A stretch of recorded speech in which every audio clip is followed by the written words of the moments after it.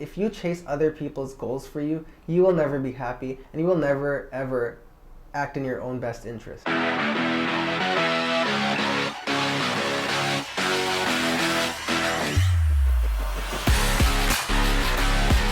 Hello everyone.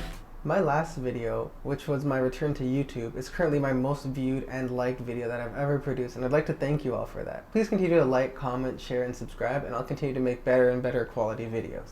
So, speaking of my last video, in it, I explained that most people live unfulfilled lives, and I hopefully sparked an interest in you to wonder how you can live a fulfilled one. This video will give you the basics to help you to set the stage for living a fulfilled life by showing you what a fulfilling life is not, and some helpful ideas to help you to realize what is really important in your life to live a better and more fulfilled life. The main thing I want you to take away from this video is to make yourself happy by setting positive values and living by them.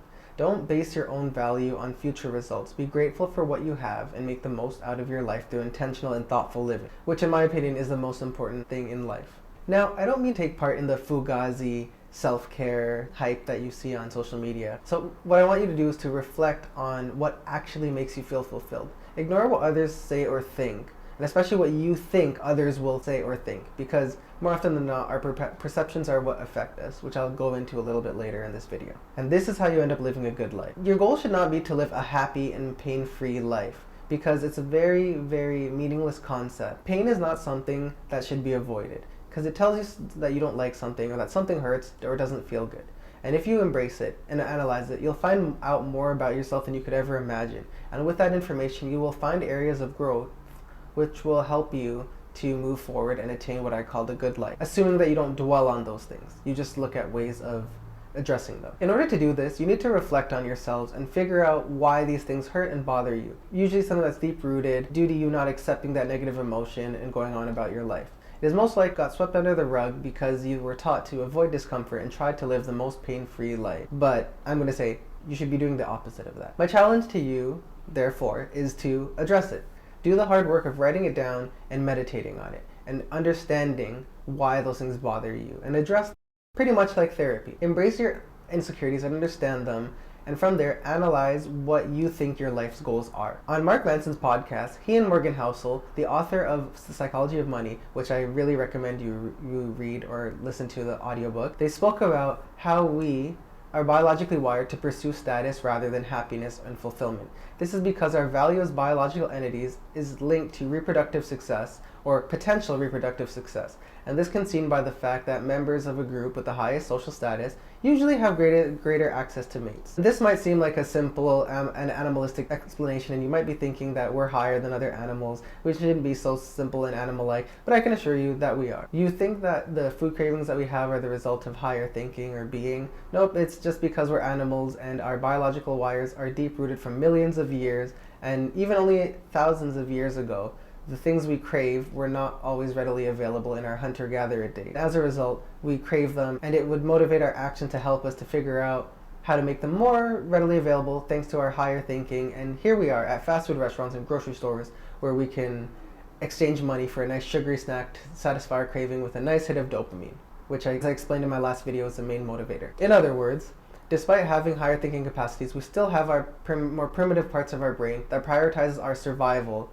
physical survival I would add, by providing us with dopamine hits when we do things that fulfill or simulate satisfying our biological needs, which I spoke about in my last video as well. More often than not, we get dopamine hits from perceived approval of others, not unlike likes on social media, and that motivates many people to do things and continue to do things, bigger and bigger things, and it goes to the fact that we prioritize other people's opinions and feelings rather than our own. Hopefully I got your gears turning and made you realize that you might be prioritizing how you think other people view you and what they want you to be. Because I want to bring awareness to the fact that if you chase other people's goals for you, you will never be happy and you will never ever act in your own best interest. Let's take an example of why most people go into debt for depreciating liabilities like cars.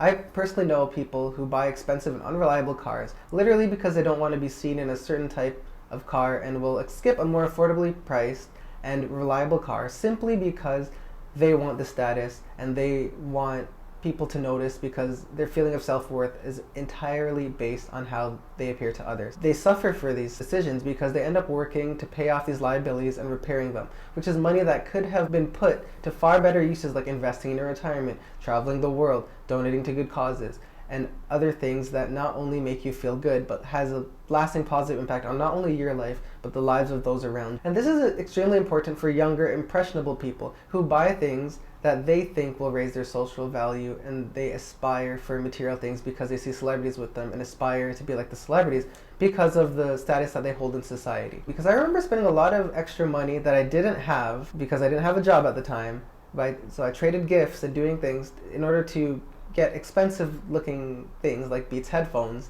to impress girls. And that didn't really work out in the end. Instead, I was just left with things that didn't really matter to me. We have a false idea that if we have certain things, our lives will be better. But that's not true. The grass always seems greener on the other side, but I guarantee you that it's not. So what's the point of putting your future self into debt to impress people we don't like or don't even care about our existence? Not necessarily in a bad way, but just because everybody has things to worry about. This doesn't make sense to me. Yet everyone falls into this. Enough is never enough, and we have all of these aspirational things that we believe will make us happy, but they won't. To become happy and content with your life, you need to find it within yourself, and you'll never get it from external sources which can be taken away from you. The ease of financing things is definitely not helping, because it makes it seem as though these things are more in reach than they actually are and have detrimental effects on those who fall into the trap. This is because we want things and we want them now. People on social media show us what they want us to see, and we get to see the outliers who have a lot of fame and fortune from young ages and from rich parents and generational wealth, and we compare ourselves to them. Just because they have countless supercars at the age of 20 and you don't have a car at 26, it doesn't mean anything. If you work towards your goal, whatever it is, and make consistent progress, you will achieve your goal eventually, but it will take time and it will take sacrifice, which is something that I'll talk about in another video.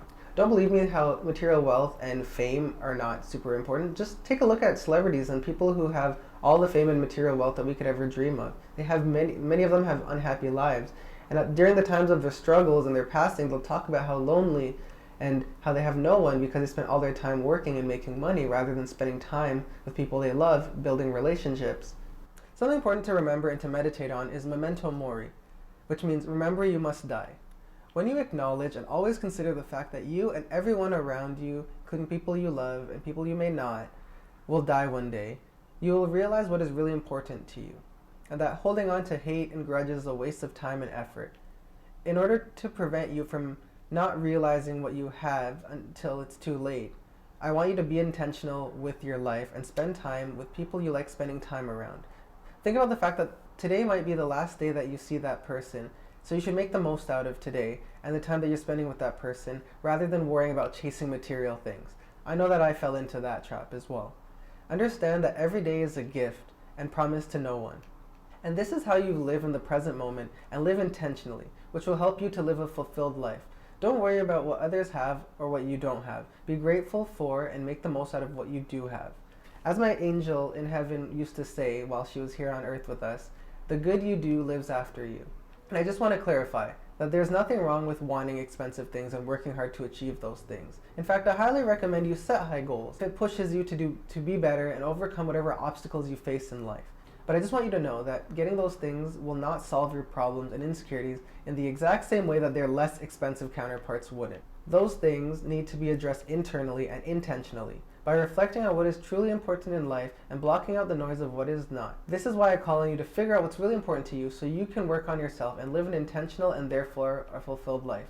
This will take time to do, but if you have any questions, feel free to ask me questions in the comments or send me direct messages, and I'll make other videos answering your questions.